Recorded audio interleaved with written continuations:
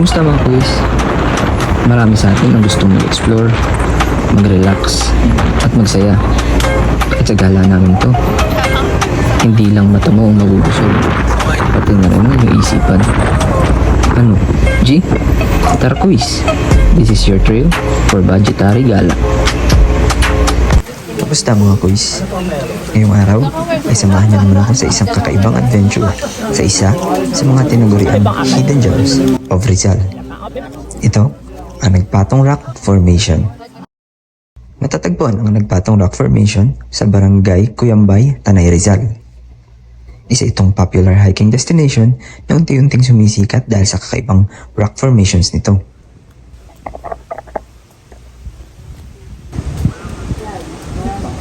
Napapalibutan ito ng iba't ibang bayan tulad ng Baras, Teresa at Sampaloc. At syempre, ang mismong bayan ng Tanay.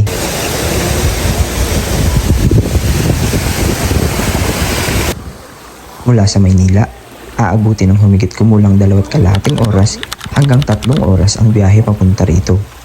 Syempre, depende sa traffic.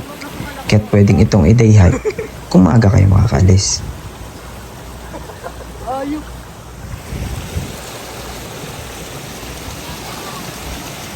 Ang terrain ng trail, papuntang Nagpatong Rock, ay may combination ng forest trail, rocky paths, at konting akyatan.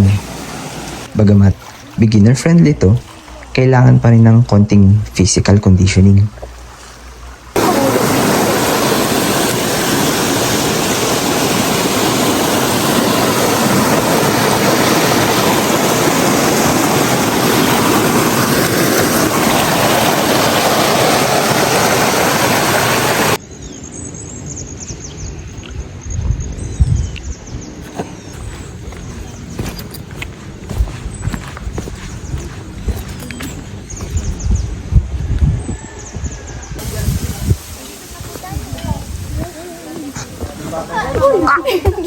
Kailan nandito na patong lang. Ay, oo, diba? Papatungan.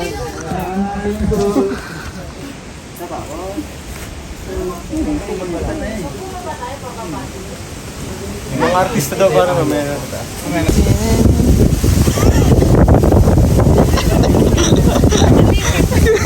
Ginagawa mo!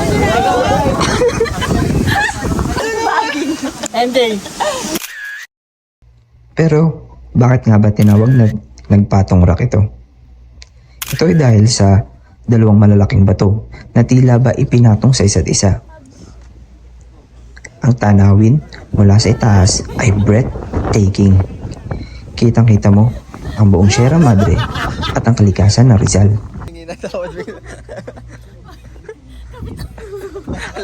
Kung hanap nyo ay isang hiking experience na may kakaibang tanawin, konting challenge, at hindi gaano malayo sa Manila, swak na swak ang Nagpatong Rock sa'yo.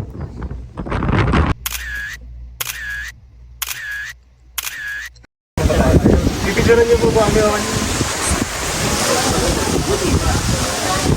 Yan.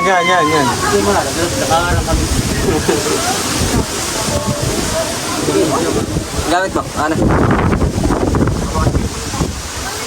Kamalo sa tatali ko yan.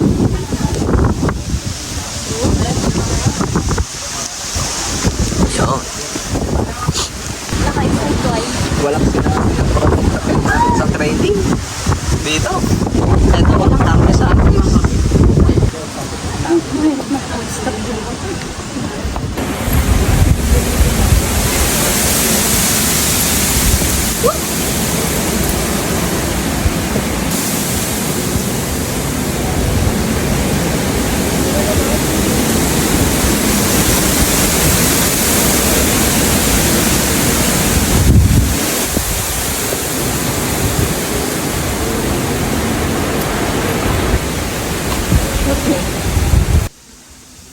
Yun na yun.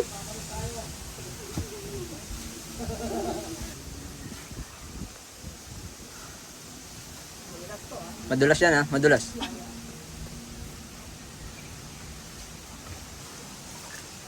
Isa ka ng 5'11". Vlog live. Anak na lang.